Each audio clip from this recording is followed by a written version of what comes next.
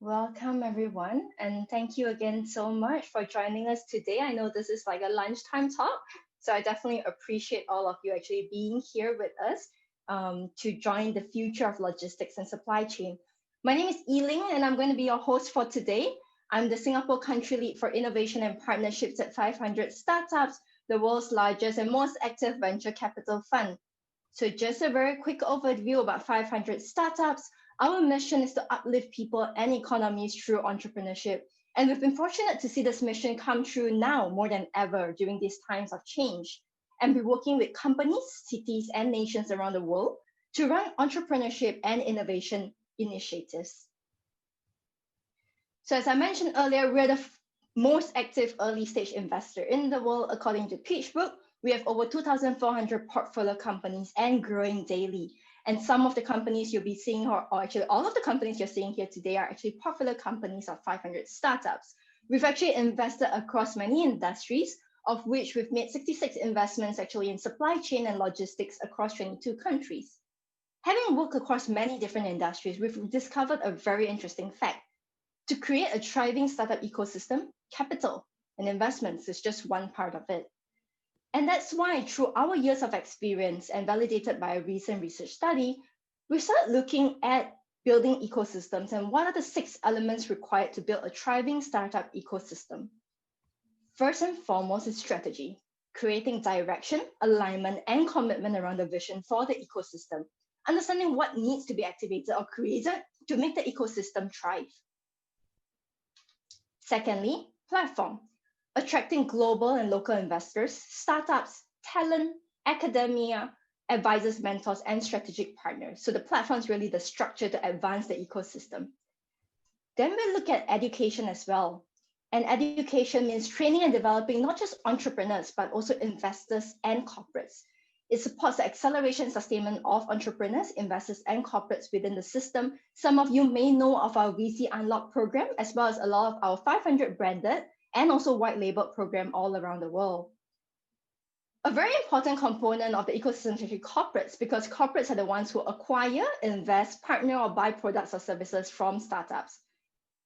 And then we also work with government agencies who provide incentives, policies, support, and partnership. And increasingly, we've been working with governments to actually run startup programs, from startup ignition to startup acceleration, all the way to market access programs for the startups in the nation. And of course, finally, investments. So at 500 startups, we can help you if you're a government or a corporate or an agency do all of these. And we have the track record. So we've run over 60 plus programs in 15 countries. These are white label programs. These excludes, our 500 branded programs. And we've run white label startup programs for advocacy groups like UNDP, governments like Enterprise Singapore, Kumai Enterprise, Petronas, National Youth Council, JETRO, Kotra, etc., etc. And lastly, we also work a lot with corporates, because innovation is no longer just about the big fish eating the small fish, it's about the fast fish eating the slow fish. And so we've worked with corporates all around the world to help them run insights briefings, startup programs, corporate venture capital fund setup. We help them search for startups to do POCs and pilots with, and we also run entrepreneurship programs for these corporates as well. Now, without further ado, I would like to bring us to the key part of today's segment, which is the future of logistics and supply chain. So question, how many of you actually bought something online this week during 11/11? Logistics is often called the invisible industry. For consumers, all we know is that our parcels are coming faster and order fulfillment shipping cost to us is less expensive, because logistics is what's powering it all, the invisible capability. So not sure how many of you like hairy crab. I'm definitely a big fan of it. It only happens one period a year in China from the Yangtze Lake. And in order to be able to eat this, you basically used to need to be able to live around it, because these crabs only survive in an extremely controlled low temperature. But thanks to the expansion of logistics operation like Alibaba's Cainiao and JD Logistics, hairy crab from Yangtze Lake in China is now a $22 billion business. Why? Both these companies are said to be able to deliver fresh crabs to domestic buyers as quick as 24 hours and no longer than 2 days of receiving orders. one location in China distributing to 1,000 cities. Well, none of this should be shocking because the rise in e-commerce has really led to robots, right? Robots meaning automated guided vehicle or AGVs, autonomous mobile robots like AMRs, picking robots. These are all now being used in your entire logistics chain, from warehousing, sorting centers, and some are even being deployed for last mile delivery. And so in summary, today, we see a few advancements, right? E-commerce triggered a logistics revolution. Manufacturing production lines had to upgrade because online demand grew bigger than warehouse demand. And that also meant that supply chain models have to adapt to scale their capacity. But all that is already happening now. So what's next in the next logistics revolution? At Fire Startups, we've been looking at 5 key trends that's going to be coming up. The first is driverless delivery. Now you might be thinking, nothing new here. Well, some experts say that it would take another 8 to 10 years for personal mobility adoption for driverless. But driverless cars distributing goods may be happening much sooner. And in fact, it's already being tested in the US. So this one here you see is Nuro, and they have a rival Neoflix in China, Nuro is in US. They've already gotten federal safety approval for a purpose-built self-driving vehicle to deliver groceries autonomously in neighborhoods. Second, drone delivery. Again, you would have seen a lot of pictures of this, videos of this online.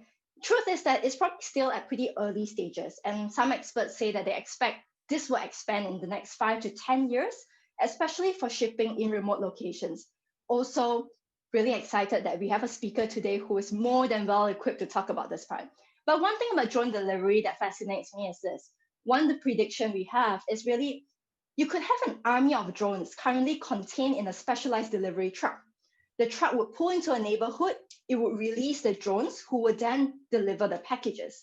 Of course, this will be more efficient because multiple drones could deliver the packages much more quickly than one delivery driver could. Additionally, this will also cut down some of the cost of drones. So instead of having all the drones travel long distance from distribution center to the consumer, now you're having one truck go in, the drones fly out. Imagine that scene. Thirdly, 5G. 5G is likely to enable massive amounts of data to be collected from remote and mobile sensors and analyzed in real time to drive transportation management optimization and predictive analysis. We can assume that there will be millions of mobile robots working in more than 50,000 warehouses globally to pick, store, sort, and transport the materials, and everything will be connected through Warehouse Management System, WMS, and TMS, Transportation Management Systems. Next, what we're thinking about the future is really warehouse to warehouse zero inventory model. Now, this is not a new concept. Manufacturers have strived to achieve zero inventory, or they call it ZI, manufacturing for long. What this does is that it puts the burden on suppliers to build their warehouses nearby production lines so that they can meet the strict time delivery requirements. Now, in order for zero inventory to work, goods have to be produced and moved based on actual demand and consumption. What do companies need? They need an interface with a holistic view of all their suppliers throughout the entire supply chain. They need to carefully track data insights so that when items sell out, everything is updated instantly. So how will this come true in the future? IoT infrastructures. IoT will see hundreds of millions of internet-connected sensors added throughout the chain in the coming years, which will allow supply chain managers to track raw materials, component inventories wherever they are, and enables real-time visibility into the inventory levels and demand. And lastly, one of my favorites, sustainability powered by technology. And this is particularly in last mile delivery, which is very time and energy consuming. So in the future, we'll probably see more EVs. We'll see AI softwares to calculate routes with lower generated emissions. Environmental footprint and sustainable solutions will be a key focus. In fact, it'll probably become a must, driving the development of alternative fuels, alternative supply chains, and increased use of 3D printing as well. JD.com has already embarked on initiatives to counter their carbon footprint, and we expect a lot more players to continue on this pathway too. In fact, one example in terms of regulations and policies is that the maritime industry, in fact, have already increased their eco-friendly fuel transportation requirement.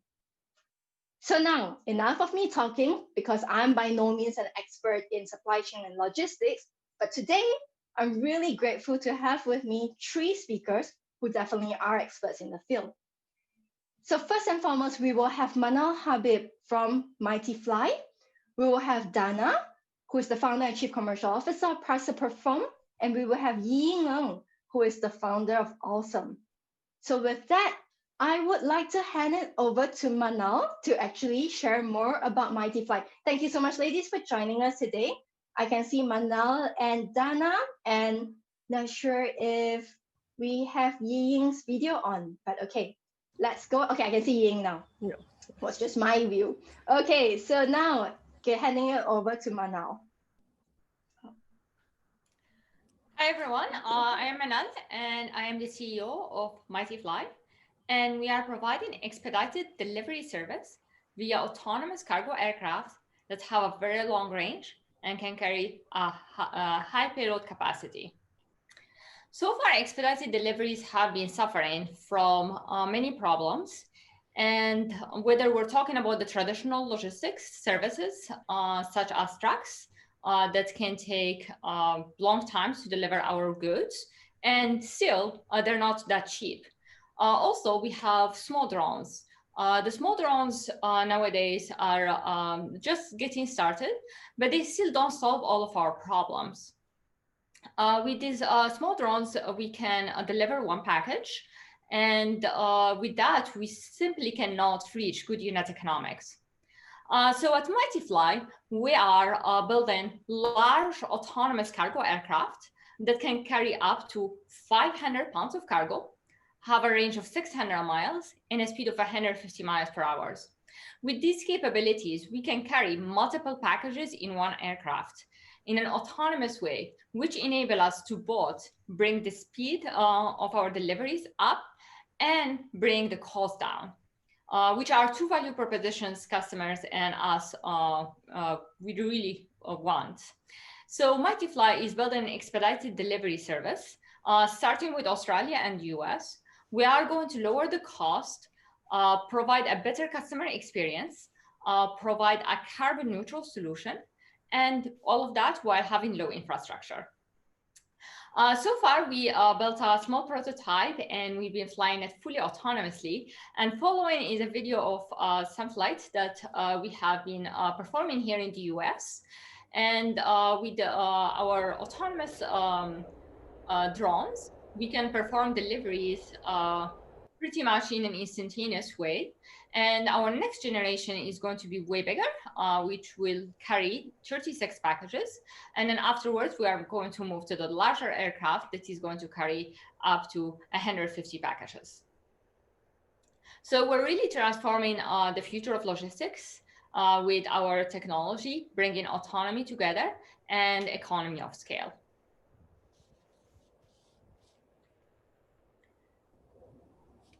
So next is, I'll hand it over to the next speaker. Yeah, thank you so much, Manal, for sharing more about MightyFly. Dana, would love to hear more about Parcel Perform. Yeah, absolutely. Thank you so much for having us. I'm very excited to be here. So we, yeah, very impressed with what you just shared with us, Manal. And I think for Parcel Perform, we are a little bit on the other side of things where it's not visible, but still a foundation of, yeah, the future of logistics and the current logistics processes as we know them, because we deal with data.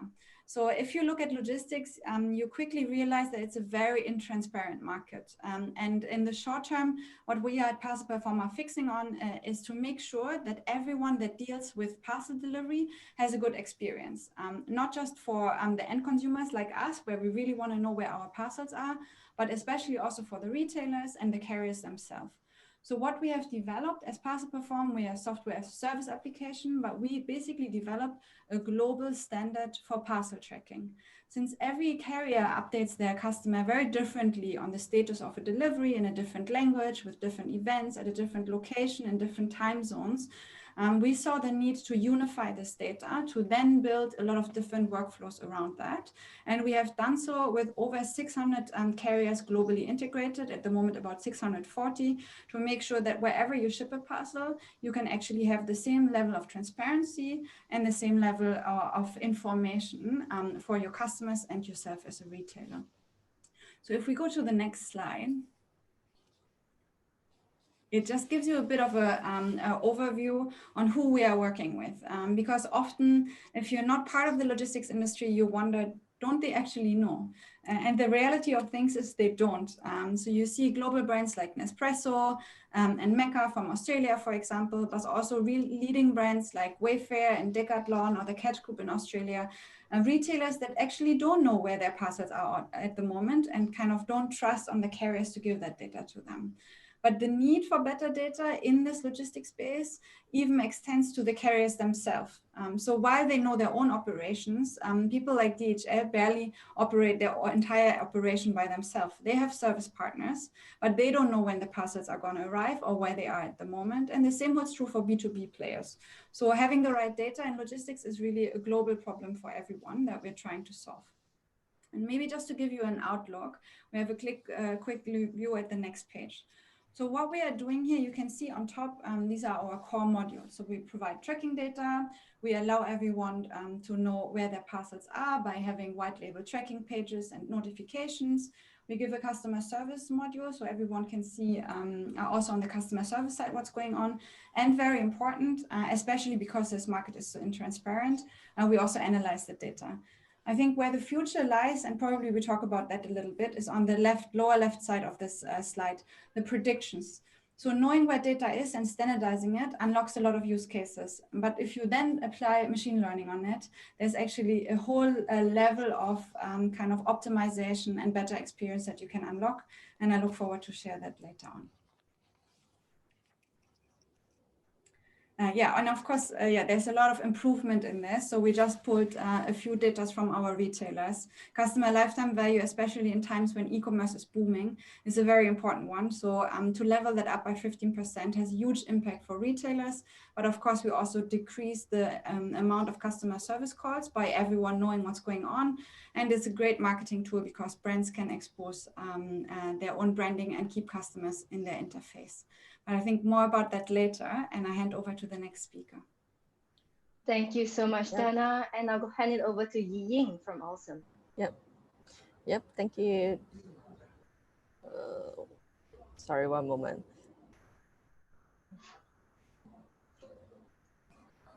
Yep.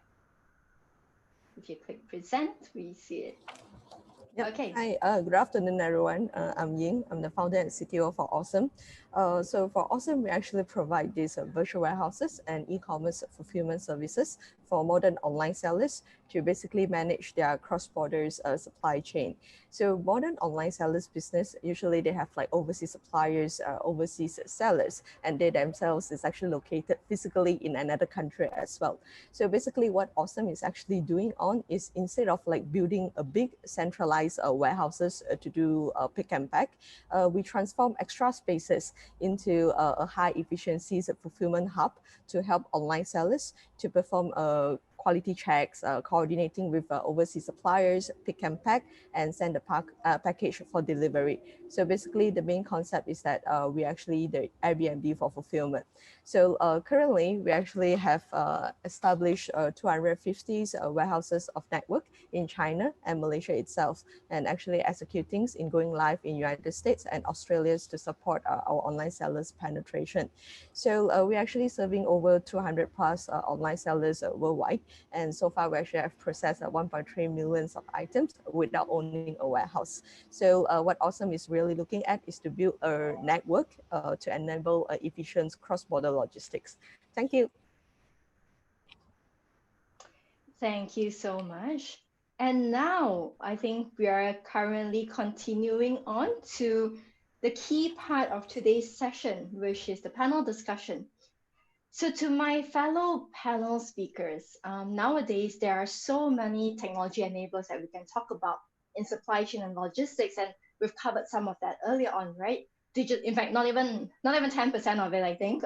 There's digital cloud, digital twin, cloud logistics, 3D printing, IoT sensors, blockchain, data analytics, robotics, automation, autonomous vehicles, right?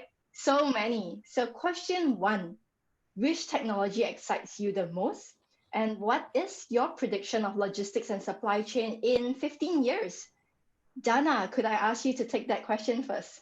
Yeah, absolutely. Thanks for bringing that up. So as I mentioned, what excites us the most is what you can enable with data, because I think there's a lot of innovative, operational capacities out there, kind of new hardware that comes in, very innovative way of transporting goods. But for us, what we are really passionate about is to bring more transparency into a market, because only then you can really enable Internet of Things and more transparency, tell the drones where to go, at which time to go, to make sure that the customer is at home.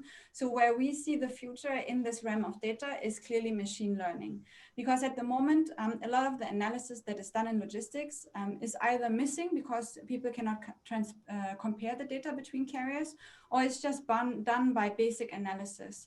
Once you put machine learning on it, and we did a first try on that with the prediction of the date of arrival for parcels, you actually generate new data points that then can be used for your drones or any of the other more innovative hardware solutions to execute the logistics. So we believe, and we've seen it with the try for the prediction of the date of arrival date, that once you kind of gather all information available, and you mentioned 5G also as well, the more information we have, the smarter we need to get about predicting what this actually means and how this can improve the customer experience around logistics. Because in the end, everyone just wants to know when their orders will arrive, and the manufacturers want to know when the unfinished goods arrive in their warehouse so they can finish them up. So what we have done is we developed this machine learning model for a little data set, which talks about last mile. So looking at the shipping behavior of our retailers, and they're a very specific one, because the one of Amazon will be very different from a smaller seller. To analyze that, to then also look at what updates do we get from the carrier, but how are the situations around it? What's the weather? Is it a holiday? And use that to predict the accurate date of arrival is one of the things that we already achieved. But I think there's so much more to really unlock this and then fuel basically the innovation in logistics as well. Curious when you say that, and we can maybe talk about that a little bit later as well, as to what then is stopping data from being shared amongst carriers as well. Is there a way that we can get there, right? Okay, I would like to hear from Ying. What is your prediction of logistics and Yeah, supply chain 15 years yeah, out? sure. Yeah, all right. About logistics. So to me personally, of course, what actually excited me about is actually cloud logistics and IoT things. So the reason is because like for cloud logistics, it actually enable a very high scalability with low cost compared to the traditional logistics with heavy centralized operations and infrastructure costs. So IoT itself, on the other hand, actually connects like resources remotely and enables lots of interesting solutions. So based on what we actually feel personally, 10 years from now, we believe everyone actually should be able to manufacture everywhere and sell to everywhere very easily and cost effectively. So mainly the most important part is actually to connect like all logistic solutions cross borders and make everything go globally easily. Yeah. I'm going to ask you a slight deviation from what you just said earlier on, because you did say produce locally, right, and manufacture from everywhere. Are you seeing impact because of the current pandemic, and as a result of that, right, there's been shifts towards a regional local supply chain versus the traditional globalization model? So when you were talking about the prediction, is that arising from this, or you had that all along? Yeah, we actually had that all along. Like when AllSome first started, we were actually cross-border logistic, which means my co-founder is in China. I'm actually in Malaysia. So we sell this cross-border thing, and then we have to fulfill every item ourselves by hand. It's because that's the only solutions that we actually can afford at the time. There's no system even for lots of freight forwarders to actually handle our requests and personalizations, custom clearance, and tracking as well, like Parcel Perform mentioned. So this is why we actually have to have AllSomes and connecting all these actually together. And this problem is arise all the time. And then of course, with recent pandemic, we also actually realized that, everyone is trying to manufacture from different places, but everyone, even though for the mass, they're trying to produce locally, but then the manufacturer's capability still cannot compete with the manufacturing power in China. But shipping it out is actually a big problem. So this is because lack of visibilities and resources available, and it's too late when it actually happens. So setting up the list and directory before the things happen is actually very essential. Yeah. Got it. Thanks so much, Ying. Manal, would like to hear your prediction. Yeah, sure. I Are would we love gonna to see share. all drones everywhere? Yeah. Yeah, that's the dream of course. But yeah, we definitely think that automation is going to be the future, and it's a big enabler that really helps us shift how logistics has been working before, where people needed to adapt to logistics, as compared to what we're looking to go to is that logistics adapts to our life. What we want is a logistics system that bring us the goods when we need them and at on the speed that we need them. So with the autonomy, we can finally reach that speed that we can get packages when we want them. And on the level of affordability we can pay for.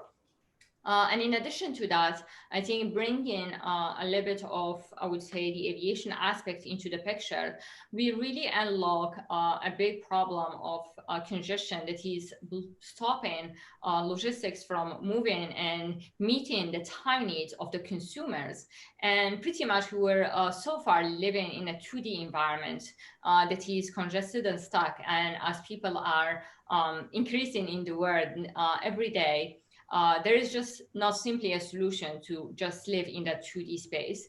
And with the aviation aspects, we can pretty much bring a three-dimensional aspect to our logistics. And with that three-dimensional aspect, it comes in a lot into play, as we need to learn how to think in 3D and how to manage our pretty much all our logistics in a 3 dimensions. And if you think about it, it's pretty much an infinite way, like multiplying our logistics abilities in an infinite way, as there is that many 2D spaces in a 3D environment. So that's a big aspect on how we see the future is going to change in, is adapting to these new dimensions that we're adding. And pretty much this third dimension enables us to unlock a fourth dimension, which is time. And with that, we can meet the needs of our consumers. It's interesting that you talk about aviation actually reducing congestion, but I guess hopefully, in your best case scenario where we'll be using a lot more drones, you will also have to start thinking about regulation and how do you reduce congestion in the sky, right? And then also, it's also funny that you talk about in the sky because there was a video that was recently released by JD Logistics in China, and their vision was all about underground. So all going underground, tunneling and all. So this question is actually for Dana from Parcel Perform. Now, the way humans live and shop is changing. And of course, a lot of all these developments that we've heard about is really driven by the rise of e-commerce, right? And the rise of consumption, really. So what is your most radical prediction of change in consumer retail and behavior in the next 5 to 10 years? And how do you think that will impact the future of logistics and supply chain? So slightly different. We're not talking about it from a technology point of view, but rather from a human behavior point of view. So I think one of the trends that we're seeing, and I spend a lot of time in China as well, is also a little bit like these repetitive subscription models, right? So instead of you go online and you buy something, in reality, Amazon, Alibaba and the likes, they kind of know what you're buying on a regular basis. So I think there might be also a little bit of kind of ease or predictability that comes to the logistics space by basically a buyer behavior to be easily forecasted based on what you bought in the past, based on whether you all of a sudden buy baby stuff.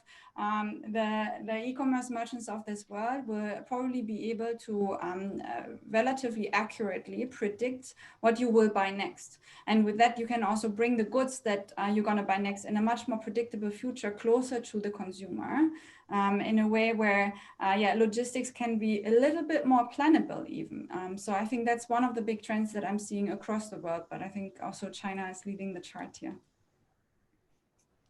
No, yeah, I like that. I think subscription-based, the Netflixing of everything is obviously a big theme there. Ying, what about you for AllSome? Yeah, actually, totally agree. It's like from like last time we have offline shopping, and then we actually moved to like online shopping, and now social commerce, and then even we actually have live streaming industry into play like today. So we believe in a very near like 3 to 5 years, everyone actually will buy and also sell at the same time without owning any inventory. So it should be very flexible and convenient that, for example, if you're selling or buying today, you actually can manufacture it tomorrow and you actually make it deliver the third day and happy buyers in actually in the fourth day. So yeah, the demand for this experience for shopping will actually break through. Definitely is about how like supply chain and logistic is originally built today. Yeah. Interesting that you brought up live streaming shopping, right? I mean, that is something that, of course, China has led the way, and a lot of nations as well as, or a lot of startups have grown in that sector as well. But I think same way how you see now, there are a lot of home-based businesses who are selling through, Instagram, but without a clear, I guess, fulfillment model. How do you see that changing as well for Yes. small businesses to actually adopt, your sophisticated way of logistics and fulfillment? Yeah, so flexibility and low cost is definitely the key. It's because for small businesses, they unlike like larger businesses, they can invest like multi-millions dollars of inventory. Then only they start about marketings and sales and go through it. B2B, like small sellers, for example, selling through Instagrams, they are smaller sellers whereby they don't have a high abilities to actually have all this sufficient inventory. So if that's the best case scenario that actually have a highlight is that I just live stream today. If I sold like 1,000 pieces, then I actually talk to the factories to produce it. And as long as the factories can manufacture as fast as possible, we can start fulfillments the next days. And still, it actually didn't compromise in terms of the shopping experience for the final buyers. So this is actually the most best case scenarios that we're actually looking at. Manal, I actually like to ask this to you as well. Because your service is in drones, right? Am I right to assume that you're mainly servicing larger businesses? You also touch upon affordability as well, that at some point in time, being able to fulfill through drones is going to become more affordable. How do you see that connection with the way humans, consumers like ourselves, are living and shopping, and how would that affect that adoption? So I would say the drones, I think there's multiple aspects to start. And with MightyFly, we are targeting businesses as a starting point. It's just a simpler entry into the market. And it enables us to build, I would say, a logistics system and network across countries.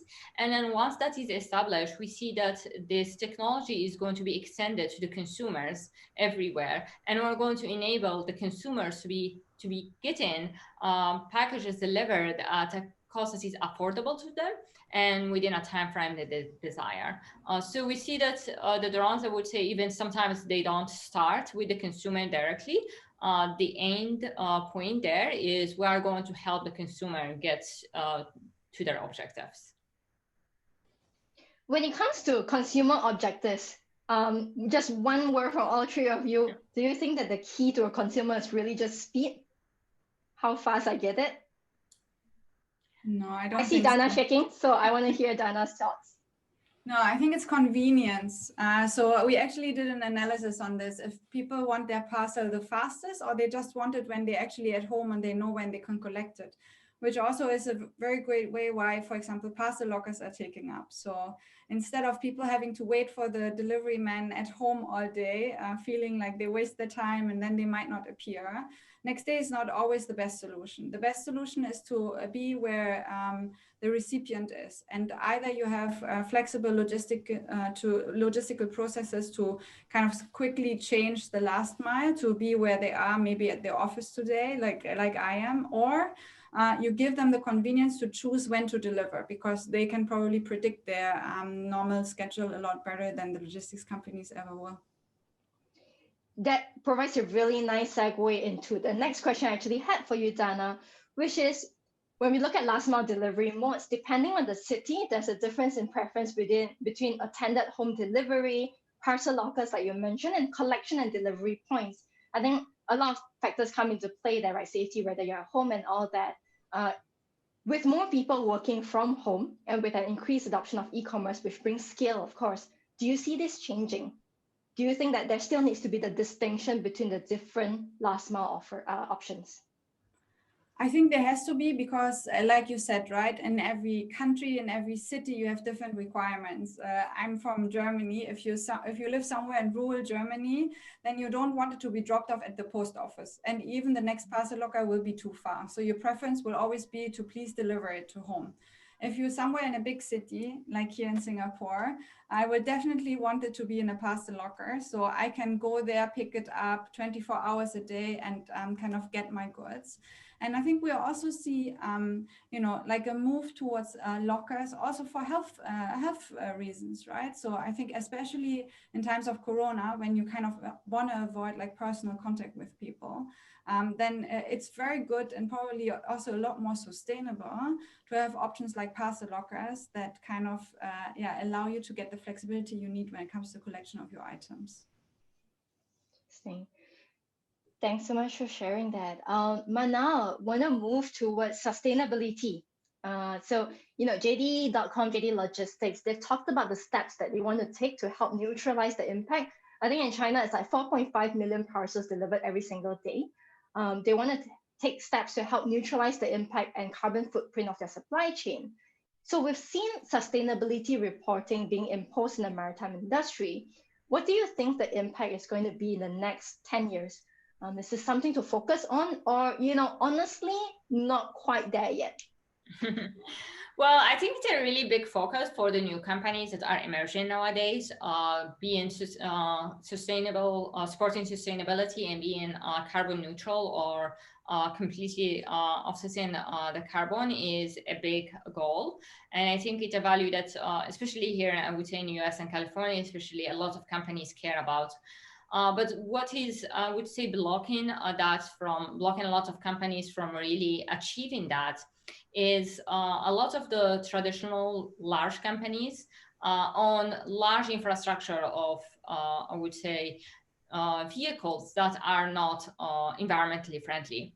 And the cost for them to change the infrastructure is very large.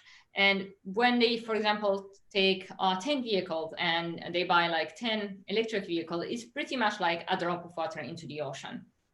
It really doesn't change that. And what will enable us to really shift this is having these new companies that are going to come, bring in technologies that are environmentally friendly and pretty much taking over the logistic and building the future of logistics for us. A logistics system that is working for people to accommodate them, and as well a logistics system that is environmentally friendly.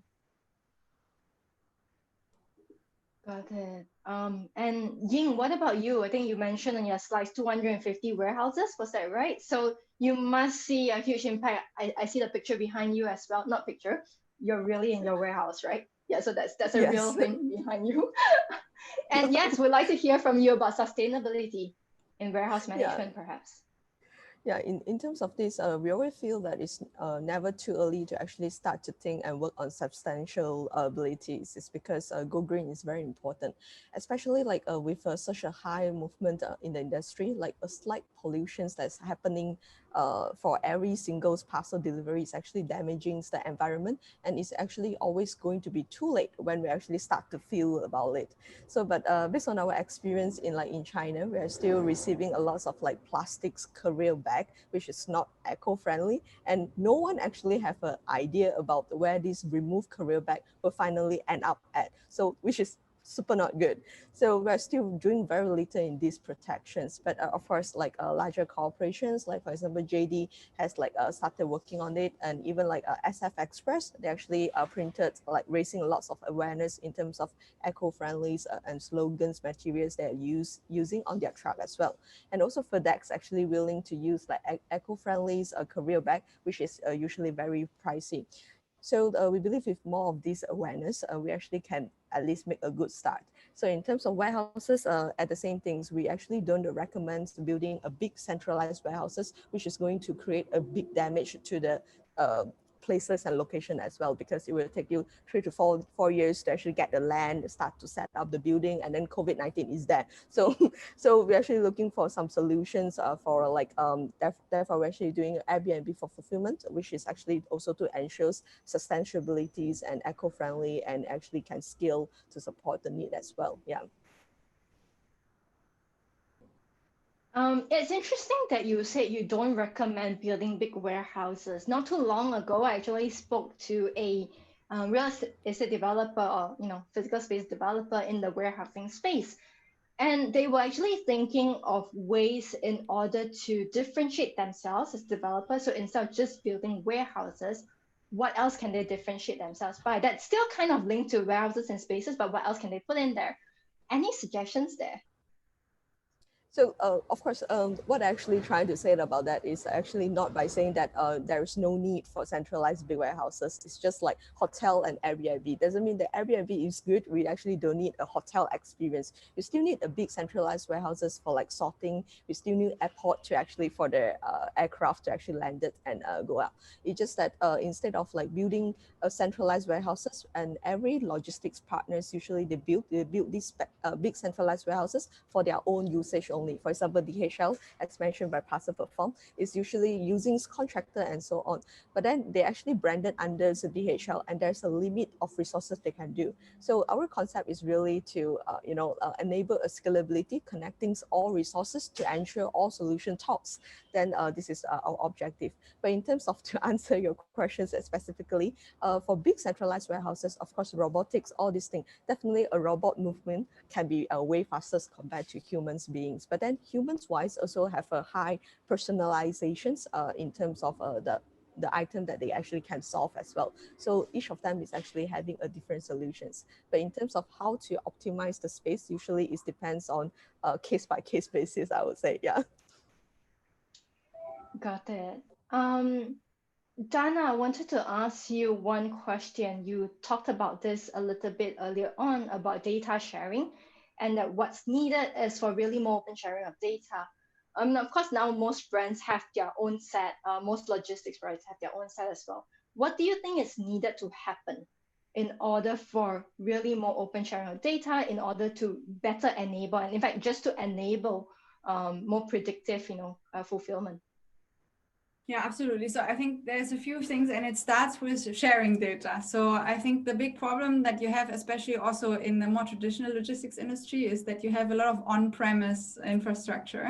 So they're actually not connected to the internet or 5G. So I think the first step for everyone is to somehow connect with a wider network and kind of get the data into one place. Speaking about that, and I think you mentioned it also in the beginning, everyone runs on a different WMS, TMS, OMS, all the systems that you have there. So one of the big challenges in getting these data together is that they are stuck in either on-premise or kind of digital, sometimes even cloud-based tools, but they're all somewhere else. So to build data lakes, to bring data together is the first important step in order to be able to analyze it. The second important step, and that's a really tricky one, is data is always different, right? So there's no standardized way of operating logistics. We only doing this with parcel tracking, but already there we realized that there's no global standard for parcel tracking, but you need it. If you want to tell all Nespresso customers worldwide where their parcels are, then you need to standardize all the data across all the carriers so you have a consistent experience. But it's not just about customer experience, analyzing that data, then working with them optimizing the logistics, ensuring you have less redeliveries, you find the most innovative solution to deliver to them. How do we actually know if we should go there by drone or by car, or what is actually the best way to deliver things and at what time of the day? I think to get that all in one place and then to normalize it, standardize it, build a standard on this data, only then we are all able to access the data. And usually, as much as everyone is very protective of their own data, but the more people that have it, the smarter you get. That's also why machine learning models function a lot better if you give them as much data as possible. So I think for also the players in the industry to work together, to kind of assemble the traffic data with the customer behavior data and all that, to bring it together to really truly give the best experience that is most sustainable, most cost efficient, maybe not the fastest, but the one that is the most convenient. I think for that, you need to bring it all together. Thank you. Manal, we actually have a question here from the audience, and to anyone else who's listening, if you have any questions as well, please just put them in the chat box. Very nicely, Ansin has asked, and coincidentally, this was also the question that we're going to talk about, which is that the concept of drone delivery has been mentioned for quite a while, but there's always some roadblock, right? Airspace regulation, all the way to mass commercialization. So what do you think is the biggest challenge? And to also, another way to think about it is like, what is that one key enabler that's going to be needed in order for your vision of the skies to be filled with drones to materialize? What is that enabler that we'll need? Yeah, so I would say there is two big enablers that are needed. Regulation has definitely been, would say, a road blocker in terms that the aviation industry being like a very safe industry that has a lot of rules and regulations, which makes it they're very slow to adapt and very slow to make new rules. And the main key piece that I think they're really very important to them is the concept of safety. And the aviation industry being way safer, for example, than like flying is way safer than driving. That is being proven in history. And now that we are moving to use and need to use the skies in a most kind of mass-produced way, we need to a bit, I would say, adapt the rules and be able to change them quickly to meet our needs. However, we need to find a middle point here, and we need to really talk with regulation people to really explain the needs of the consumers and what we see our future to be, and kind of work hand in hand to enable this technology to serve our needs by the end.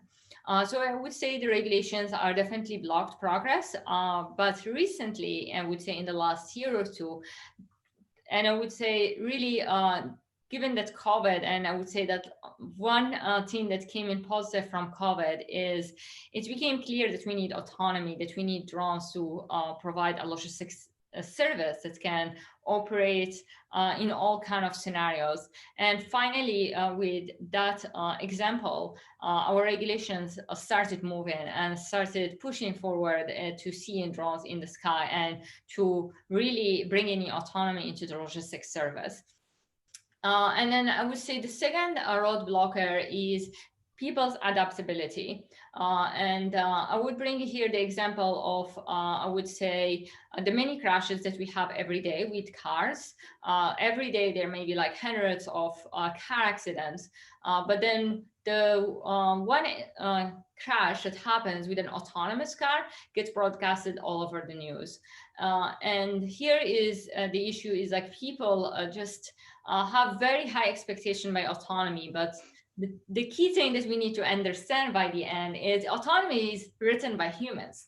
So we're not perfect. And by the end, the real criteria we need to be looking at here is autonomy making it safer for us? So if autonomy is reducing the number of accidents, then it is actually, I would prefer that to having a lot of human drivers that increase the risk of our accidents. So I would say if we push ahead with regulations and if us humans can adapt better, I think we can definitely see autonomy take on over our logistics service, and we can see drones really bring in a whole level into our logistics service and pretty much providing us with the services we're looking for. Do you think that, so a lot of countries have set up sandboxes, right, to test this all out. Do you think that this is only something that's really in the hands of the government or the ministries rather, who's actually implementing these regulations? Or do you think there's actually space for public players to actually come together, build their own sandbox of some sort, and actually, do the test there? This is open for all three of you, yeah. Yeah, I would say I think all of these come into play. The government is definitely a big part of it because they can government agencies control our airspace, but they're not in full control. Companies definitely have a say in it. So pretty much if a lot of companies are pushing into the government, we could get the government to move. So it's up to us to really kind of work hand in hand into building this future we're looking for. Nice. Okay, now we're down to the last 8 minutes, and so I'm going to ask all three of you one last question. Okay. If you were given $100 million in funding to build something in the logistics and supply chain space, what would you build? First rule, cannot be putting in more money into your current operation. So it must be something a little bit different. Okay. The rationale is that this is an important enabler of your industry that you feel needs more attention or resources. Or secondly, it's something that you think there is going to be huge potential in the next 15 years. So 100 million in funding in this space. A big bet. So basically, it's just a really big bet that you want to place on. Anyone wants to go first? Yeah, maybe I'll go first. I think in logistics, as mentioned, it's very pricey to actually build out infrastructures like big centralized warehouses, the airport, the seaport, and so on. But because they are not open to the public, like not everyone actually can use it. So I believe for the investment is supposed to actually to start building up the infrastructure so everyone can start to use it openly without lots of limitations. So for example, the air cargoes, like during pandemic, lots of air flights, they actually cannot take off, but actually 70% of all these cargo shipments is actually go through passenger flight. But passenger flight, they are not flying because they are losing money every time they fly because there's no passengers in the flight itself. But you're actually building up an infrastructures for all these airplanes, for example, everyone can own an airplane themselves. So this is like investing in the infrastructure so everyone can start to use the service with affordable price. Yeah. So you're bringing sharing into logistics infrastructure. And nice that you brought that up because I mean that's why Eva Air recorded a profit, right? In times like this, capitalizing on cargo planes. Yeah.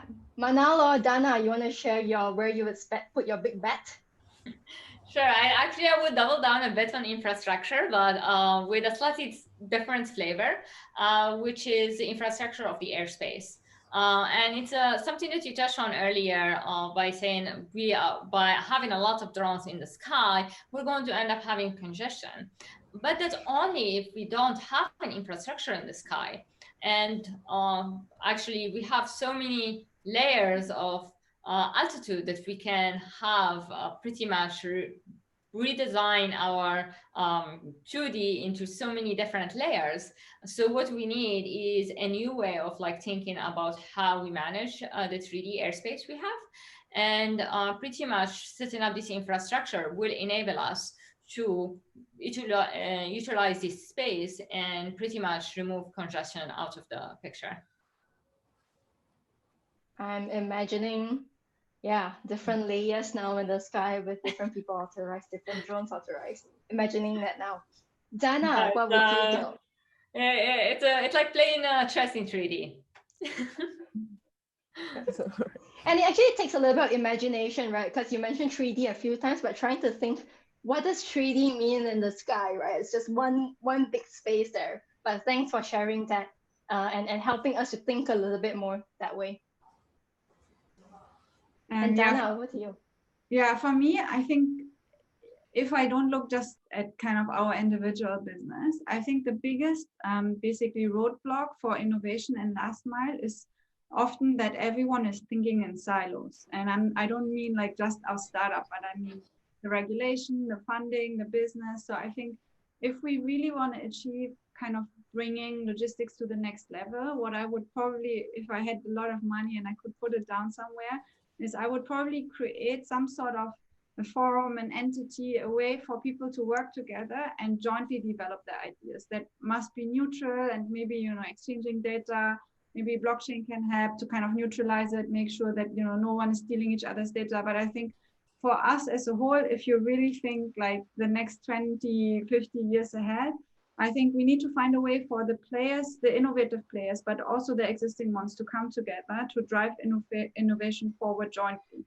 One example is the airspace. I think, every drone company out there probably has a similar challenge with regulations, and probably, you know, the same for like data companies like ourselves and fulfillment companies. So I think for everyone to work together and to put the money to build that forum in a safe and secure way that still allows everyone succeed on their own, but yeah, jointly exchange, leverage experience to make less mistakes and make things safer, more sustainable. That would probably where I put my money in.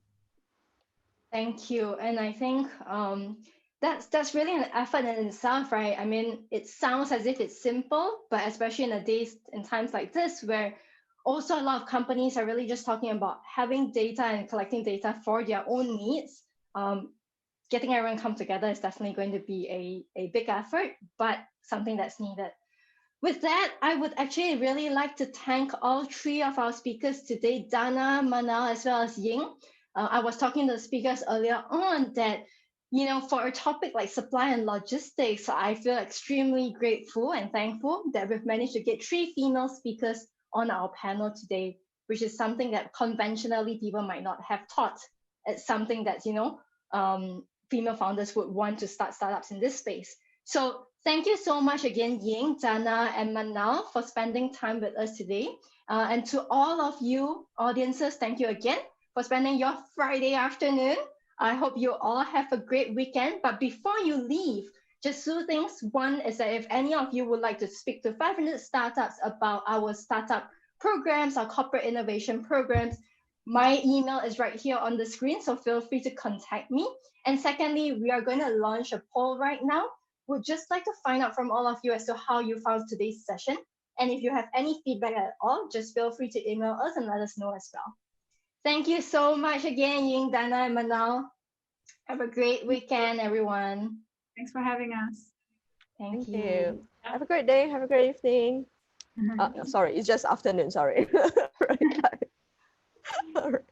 Very great afternoon, everybody. Thank you.